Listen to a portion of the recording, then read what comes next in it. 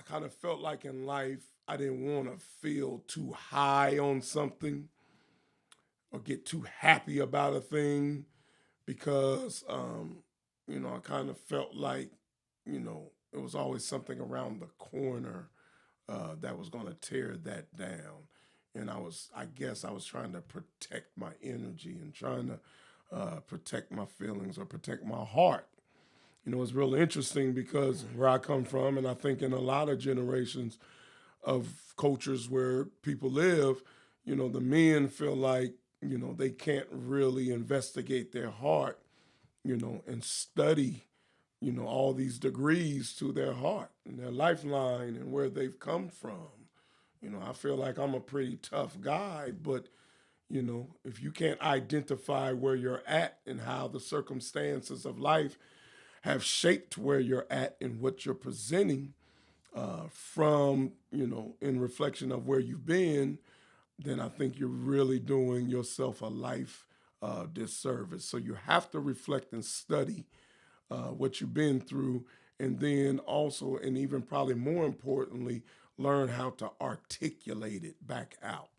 It's very important. So here's in part, the continuation of my articulation of that time.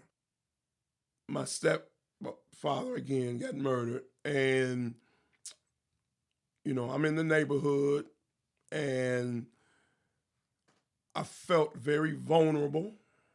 I felt very scared, and my big brother, he wasn't there. He was in authorities. He was in the youth authority, right? And so I had to like endure it on my own. And I didn't have nobody like really in my peer group, to kind of run to feel like, I had that type of protection or even that type of counsel. Because notice, even within this whole journey, even up until this day, what you all would call counseling for this situation, I've never had counseling. I felt like I lived a lot of movies, and there's a lot to unpack, in looking at this. And so, my big brother wasn't there. It was just my mother. I thank God for my mother.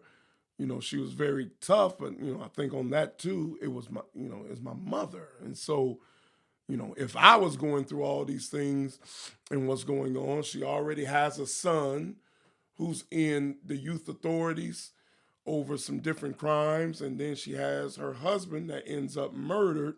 I'm pretty sure, without her showing it to me as much, she was going through it a lot. I just remember from there, I was growing up, and the outgoing Aunt Tony Bow, the outgoing, it was starting to fall back, and I just started becoming very pessimistic and very hard. And I didn't like the feeling of my heart being so vulnerable and my feelings being so vulnerable. So I start to put on, like this overlay of hardness. Like we got this thing in the neighborhood, we call it a mean mug.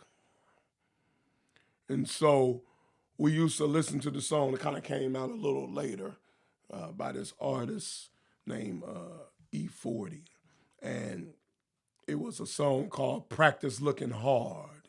It says, I keep a mirror in my pocket and I practice looking hard. And what that meant was you had to perfect your defense system, right? For me.